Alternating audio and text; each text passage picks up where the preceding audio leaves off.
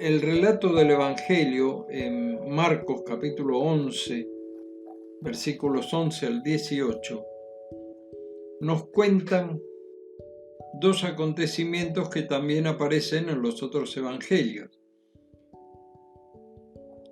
El encuentro con una higuera a la cual el Señor fue a buscar higos y la limpieza del templo.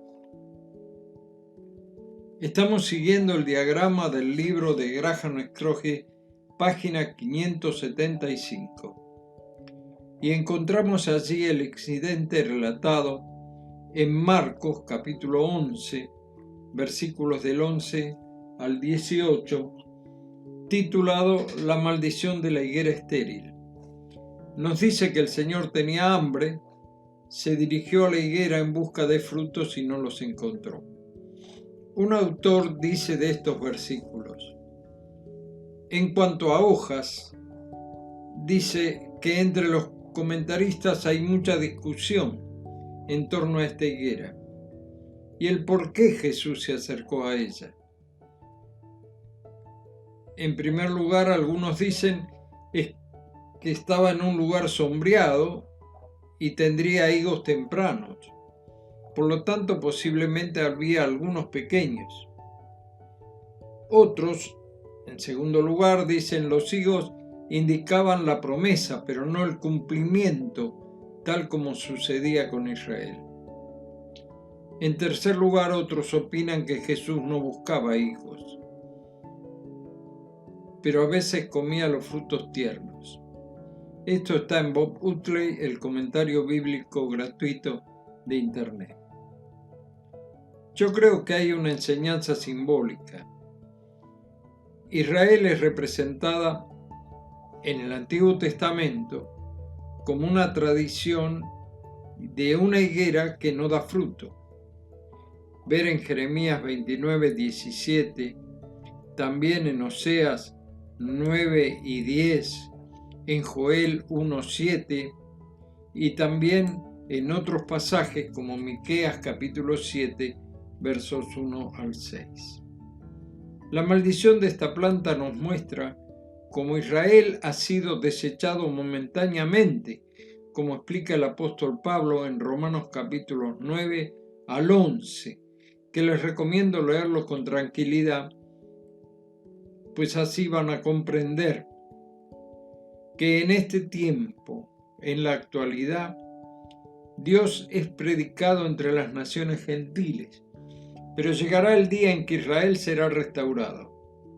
Personalmente creo que esto ocurrirá en días futuros relatados entre los capítulos 4 al 19 del libro de Apocalipsis, en medio de grandes juicios de Dios a la humanidad. Pero un remanente de Israel será salvo.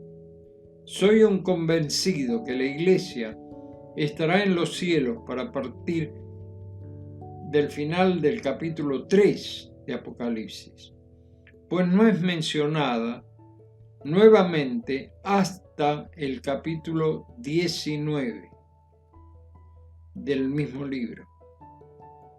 Pero esto es para otro momento. Sepamos que Israel no ha sido desechado por Dios, que ahora debemos predicarle, pero cuando cese el tiempo actual y la iglesia sea arrebatada, Dios volverá a tratar con Israel y muchos de ellos serán salvos. Se cumplirán las profecías de su restauración. El otro acontecimiento que ocurre en este día domingo, relatado por los evangelios, es la limpieza del templo. Aquí nos muestra a un Jesús enojado, con ira, en extremo, y que usa su fuerza física para volcar y enfrentar a los cambistas que hacían su negocio cambiando y especulando, recibiendo dinero romano y dando a cambio con una quita que embolsaban el dinero para la ofrenda del templo. También estaban los vendedores de los animales para el sacrificio. El Señor les recrimina a ellos su conducta y les enseñaba diciendo: ¿no está escrito, mi casa será llamada casa de oración para todas las naciones, mas ustedes la han vuelto hecha una cueva de ladrones. Marcos 11, 17. Esto nos muestra cuán lejos habían llegado. Es un triste drama cuando la fe se comercializa. Es un grave peligro.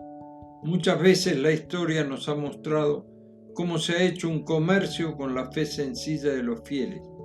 Y actualmente lo podemos ver en algunos lugares aún llamados cristianos.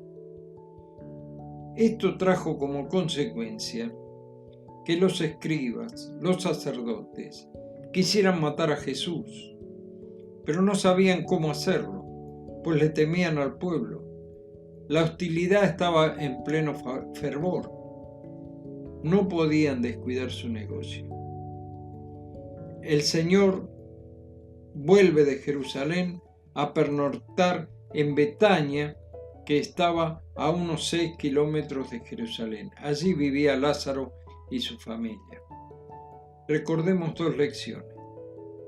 La primera, que hemos sido llamados por el Señor con un propósito. Yo soy la vid, vosotros los pámpanos. El que permanece en mí y yo en él, éste lleva mucho fruto. Porque separados de mí nada podéis hacer. Juan capítulo 15, versículo 5. Y por otro lado, nuestra salvación es por la pura gracia. Porque por gracia sois salvos por medio de la fe, y esto no de vosotros, pues es don de Dios. Efesios capítulo 2, verso 8. Digamos junto con el apóstol Pablo: gracias a Dios por su don inefable. 2 Corintios 9, 15. Será hasta mañana, si Dios quiere.